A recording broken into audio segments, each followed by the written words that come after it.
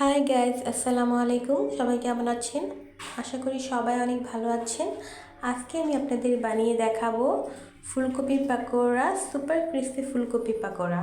পাকোড়া বানানোর জন্য এখানে নিয়েছি একটি ফুলকপিগুলোকে কেটে ধুয়ে নিয়েছি এবং এখানে নিয়েছি একটি বোলের ভিতরে 1 লিটারের মতো পানি নিয়ে এর মধ্যে দিয়ে দিচ্ছি 1 চা চামচ লবণগুলোকে মিশিয়ে নিব। এখন লবণগুলোকে মিশিয়ে নেওয়ার পর কেটে রাখা ফুলকপিগুলোকে এর মধ্যে আমি এখন 10 মিনিটের জন্য ভিজিয়ে রাখবো, যাতে করে ফুলকপির ভিতরে পোকা থাকলে পোকাগুলি সহজে বের হয়ে আসে।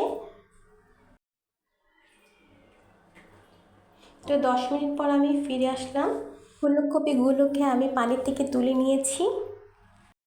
তারপর এখানে ফুলকপির জন্য একটি ব্যাটার তৈরি করার জন্য এখানে নিয়ে নিয়েছি একটি বোল। তারপর এখানে নিয়ে নিয়েছি 1 কাপ পরিমাণ বেসন ও হাফ কাপ পরিমাণ ময়দা, 1 চামচ পরিমাণ বেকিং পাউডার, 1 চামচ পরিমাণ রসুন পেস্ট, 1 চামচ পরিমাণ আদা পেস্ট, তারপর 1 চামচ পরিমাণ হলুদের গুঁড়ো, 1 চামচ পরিমাণ মরিচের গুঁড়ো, হাফ চা চামচ ধনিয়া গুঁড়ো, হাফ চা চামচ জিরা গুঁড়ো এবং হাফ চা চামচ গরম মশলা গুঁড়ো এবং স্বাদ মতো লবণ। তারপর দিয়ে দিচ্ছি এখানে 2 টেবিল চামচ টমেটো সস। এটা চাইলে আপনারা স্কিপ করতে পারেন এবং দিলে এটা স্বাদ দ্বিগুণ বেড়ে যাবে, তার জন্য আমি দিচ্ছি। এখন শুকনো উপকরণগুলোকে আমি একসাথে মিশিয়ে নিব। শুকনো উপকরণগুলোকে মিশিয়ে নিয়েছি। এখন এখানে আমি রুম টেম্পারেচারে থাকা নর্মাল পানি একটু একটু করে দিয়ে একটি ব্যাটার তৈরি করে নিব। ব্যাটারটি বেশি পাতলা হবে না এবং বেশি ঘন হবে না, এমন একটি ব্যাটার তৈরি করব।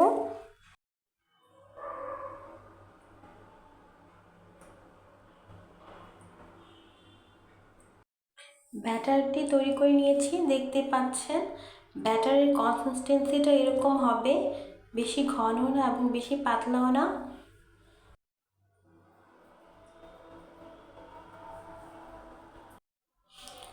পাকোড়া ভাজার জন্য একটি চুলায় প্যান বসিয়ে দিয়েছি এবং একটু বেশি পরিমাণে তেল দিয়ে দিচ্ছি, যেহেতু পাকোড়াটা ডুবো তেলে ভাজতে হবে।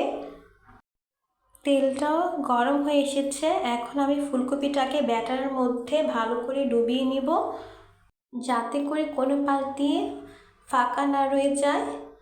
এখন ফুলকপিগুলোকে আমি একটি একটি করে সবগুলি দিয়ে ভেজে নিব।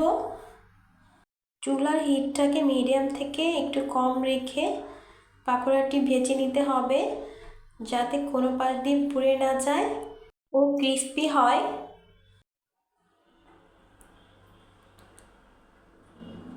পাকোড়াটা এক পাশ দিয়ে হয়ে গিয়েছে। এখন আমি একটি একটি করে একটি চামচের সাহায্যে পাকোড়াগুলোকে উল্টে দিচ্ছি।